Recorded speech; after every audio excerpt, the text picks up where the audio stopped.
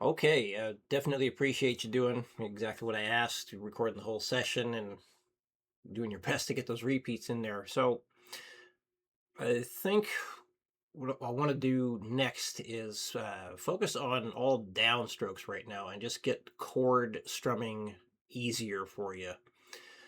Um, I think you even mentioned this. You feel like your pick kind of gets stuck in the strings, so we need to change how the pick is touching the strings because it definitely should not be like getting stuck in the strings. So and I'm gonna do like a little close up and an angle or a certain angle to hopefully drive this point home or make it easier to see.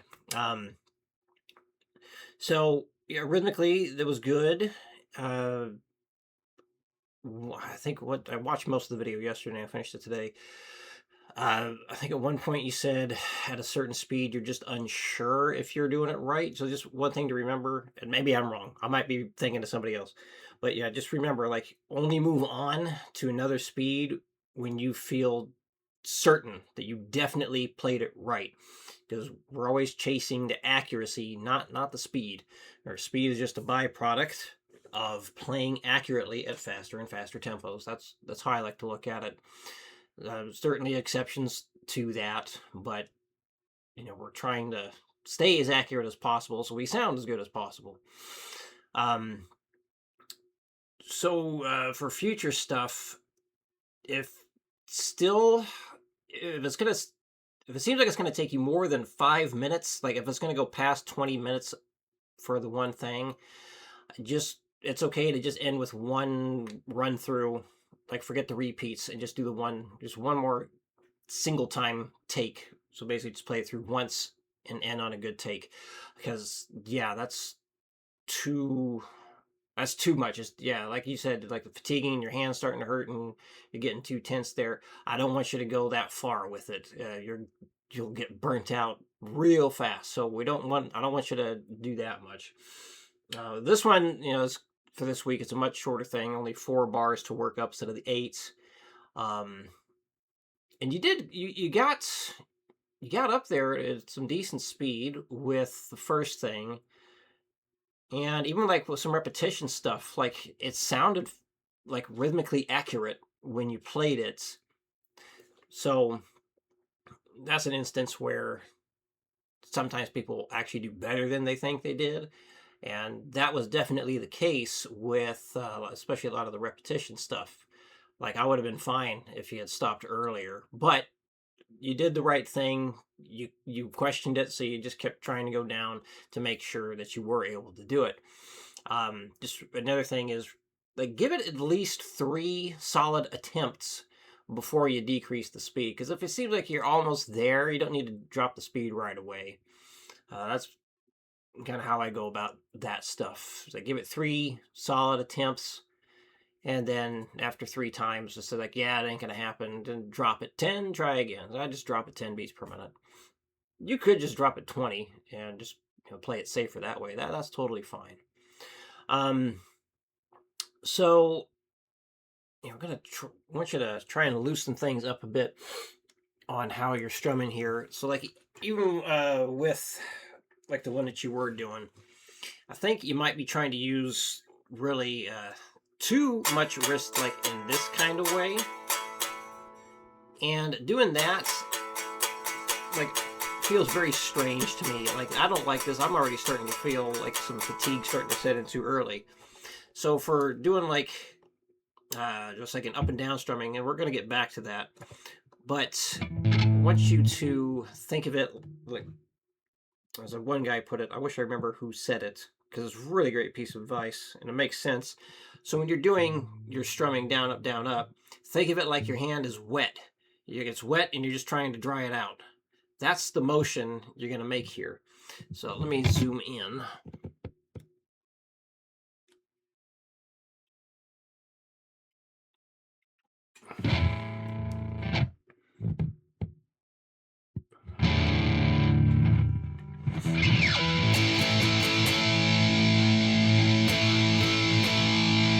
And you also want to just brush the outside of the string. So if you're, actually, let me double check how your hand looked 1 second.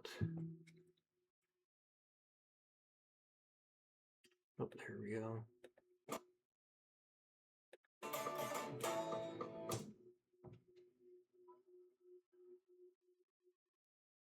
Here comes another speed.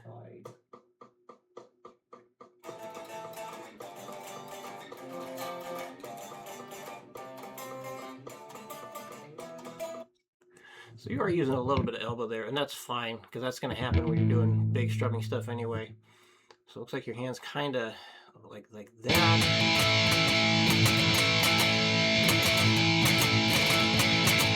Yeah, so you see, since I tried holding like you, I'm getting this kind of stiff thing. So we need to, if it feels like you're really gripping hard, we want to avoid that. I'm not like being super aggressive when I'm holding the pick.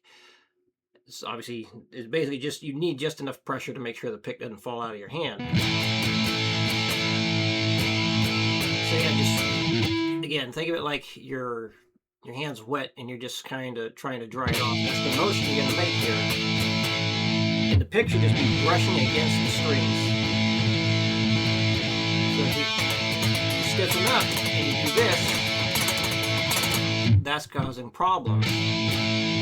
So that's why we're going to start with just downstrokes. So what I want you to do with this is you're going to have your pick tilted this way. So this way when you strum the strings,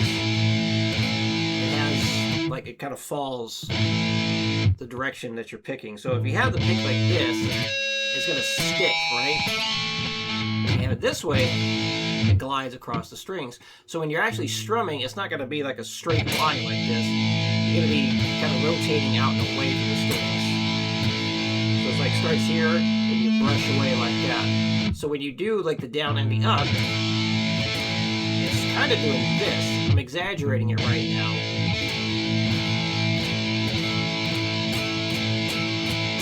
But it's kind of like this little semicircular motion when you're doing it.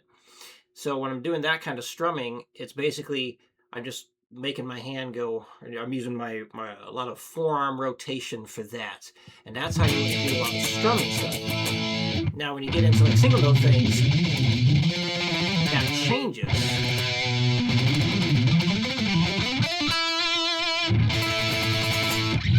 So yeah, strumming is a little bit different than how you would approach doing a single string thing. Now, single string stuff, I know people can do kind of the same wrist motion that you're doing. And it's more appropriate for that, but for chords, it doesn't work the same way. Now, there is an exception to this. There's always exceptions to things, but like when I'm going super fast, more like black metal style of playing, that kind of thing, then I have to, not do this kind of strumming anymore because it's just too dang fast. But of course, I'm only playing on 2 strings. I can try and do like 3, but that's really exhausting. But even still, doing it like that, I'm making sure that the string is just brushing the outside, or the pick is brushing the outside of the strings. So, working on this, we could do it with, or well, I was going to say do it with or without palm mutes. Might just be better to do it without the palm mutes right now. And I like to have my pinky hanging out down here. You don't have to do that. If you feel better playing without it, that's fine. I tend to have more control having the pinky hanging out on the body of the guitar there. It's kind of an anchor, but it's not like staying perfectly stiff the whole time either. And then sometimes it goes away. So it's not like a thing that has to be done. Like some people play just fine with an anchor. Some people play better without. It does take some experimentation to figure out what works best for you. So when you're doing this, I want you to take a little bit of a tilt to your hand like this when you're starting off. So when you strum down, the pick is going to glide across those strings. So, and if you do have a closed hand, you still need to have it kind of going like this. But But maybe try playing with your hand open to see if you feel more relaxed that way. Because I know some students, when they use a fist or they close their hand, it automatically makes them tense up. And then, you get fatigued too soon. So maybe try opening your hand a little bit. Try and have a bit more relaxed hand position when you're doing this. Okay, so same idea. You just work this up as fast as you can. The downstrokes, if you reach 200 with all downstrokes, go ahead and send things in early. So let's say you reach up to the 200 on like day 3. We'll do a unique video. Start recording as soon as you're about to attempt 200. If you feel like you got the 200, go ahead and start adding, just actually go down in 20s. So I can see, well, what is it like at the slow speed versus the high speed? So hope that makes sense. If that seems like too complicated a thing to try, then you just do what you did, just record the final practice session. Especially if you feel like you're getting good benefit out of working it up and getting control of the new strumming, then yeah, just same thing, record the final practice session. And anything else I need to add? Right, I think you might be using Guitar Pro for your metronome, which is totally fine. I, of course, had to pay for this. We had to pay for Guitar Pro too. I use the one I have here is called Desktop Metronome. It's like free for a month, and I can't remember how it was like $20 to buy the whole thing. I'm bringing that up so this way you can change speeds faster. That can help speed up the practice process as well. Now, there's some other like online metronomes that can be used. The phone, the metronome I use on my phone is Tempo, and there's a free one which I believe has everything you would need. The paid version is like less than $5. I used to use that for the recaps and for video recaps and these video lessons, but it just seemed nice to have the thing on the desktop and also have it come out of the same speakers. Let's see. I think that's it. All right, let's demonstrate so different speeds here as usual. So 60 beats per minute. 1, 2. No need to count this one. You might count the beats you're playing, so this way you don't lose track of how many times you strum the chord. But anyway, 1, 2, 3, 4. Notice how I'm strumming this. Okay, keeping the pick, brushing the outside of those strings.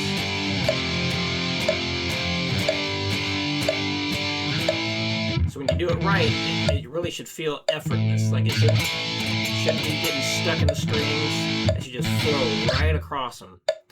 So if you need to spend like the first day just practicing that without a metronome, that's totally fine. Because we do need to get you feeling comfortable with that strumming. All right, not 120. This is a little bit different with the downstrokes. Let's do 100 next. 1, 2, 3, 4.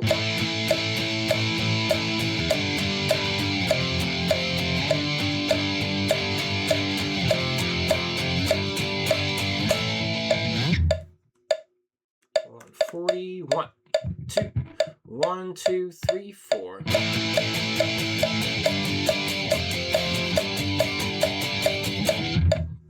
Sorry, wrong chord. 1, 2, 1, 2, 3, 4.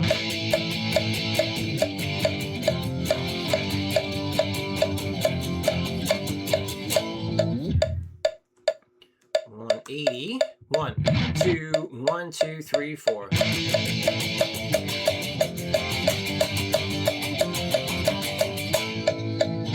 Like at that speed, I feel like more arm muscle kicking in to help me push that pick and like keep up with that speed. So you will notice as you go faster that more arm has to get involved in order to to reach the speed you're trying to play. But the pick should still feel the same against the strings. It shouldn't be feeling stuck at any point. All right, 200. 1, 2, 1, 2, 3, 4.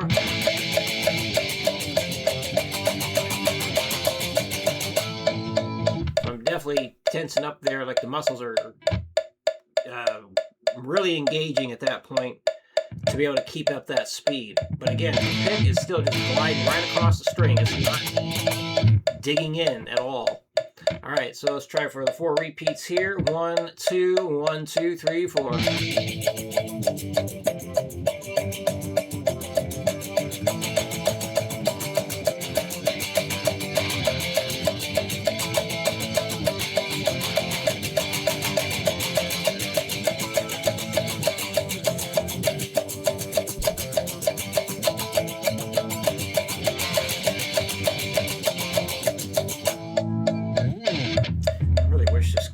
Picking things up better. It just looks so blurry. Wish I knew how to fix that. Oh well. So, here we go. I hope all that makes sense and gives you some insight as to how you should be picking these things. Okay, I think that covers it. So any questions come up, please let me know, and I'll see you again in your new videos.